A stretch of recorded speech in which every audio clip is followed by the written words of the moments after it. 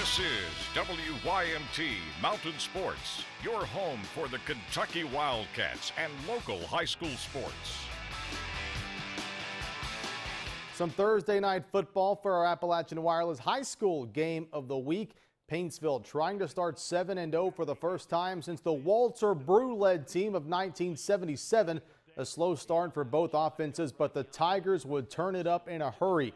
Kent Phelps on the pitch races by everyone, 74 yards to the house, 7-0 Paintsville in the first. Hawks tied up in the second on a short QB keeper by Seth Kahn to make it 7-7. But on the first play of the ensuing drive, it's Phelps again, goes right up the gut, 52 yards for another score. Tigers up 14-7. Later in the second, with Mark Stoops in the house, Cash Daniel runs it in on the option keeper. 10-yard run, Paintsville rolling. And then how about one more before the half for good measure? Daniel to the air. How wide open is Darren Morris? 42 yards. Paintsville rolls the Hawks 56-7 in the Apple Bowl. It's exciting. Everybody in the community is really behind us. It's an exciting win. Anytime you get a win, especially against a quality opponent like Pike Central. And, you know, the 78-77 team was a great team. It's hard to compare us to them. You know, we're just trying to play game to game. Phelps and Jenkins fans packed out Johns Creek Elementary, one of their teams walking off the field with its first win of the season. Phelps gets on the board first in this one. Dylan New bursts through the middle for 6. 2-point conversion, no good though. 6-0 Hornets. Jenkins would respond. Darian Sloan had himself a nice ball game. Goes deep to Nate Bates for the Cavaliers score through the air. Tied at 6 after 1. UPike top play contender second quarter. The Sloan to Bates connection again over the middle, and Bates is off to the races. 79 yards for another Cavs score, 14-6. Another UPike top play contender. Third quarter now. Jenkins defense getting it done on fourth down. Audi Fields gets the interception. He's going to turn it into a pick 6. Jenkins is the victor in this one, 42-20 the final over the Phelps Hornets. The KHSAA State Golf Championships are set to begin next week in Bowling Green, with several coverage area students qualifying during regional play. Paintsville took home the 11th Region Boys title. The team consists of Logan Kahn, Nick Van Hoos, Roger Maynard, Cash Crum, and Kenyon Crum. In total, 50 coverage area boys and girls golfers qualified for state competition. You can see a complete list of those qualifiers at WYMT.com.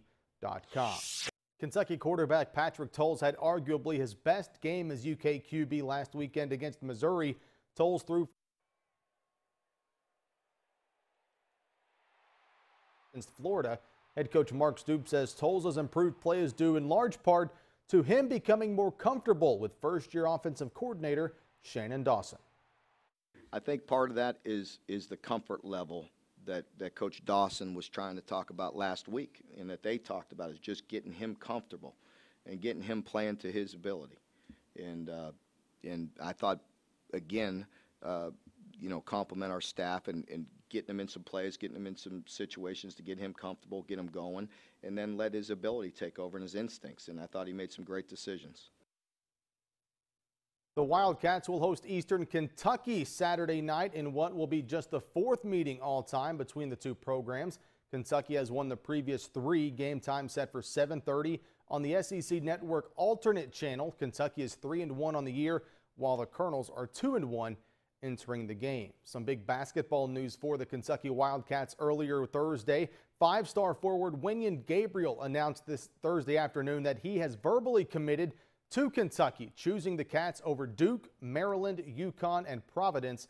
Rivals.com ranks Gabriel as number 17 in this year's class, and he joins Sasha Kalea-Jones and Ty Wynyard as 2016 prospects who have committed to Kentucky.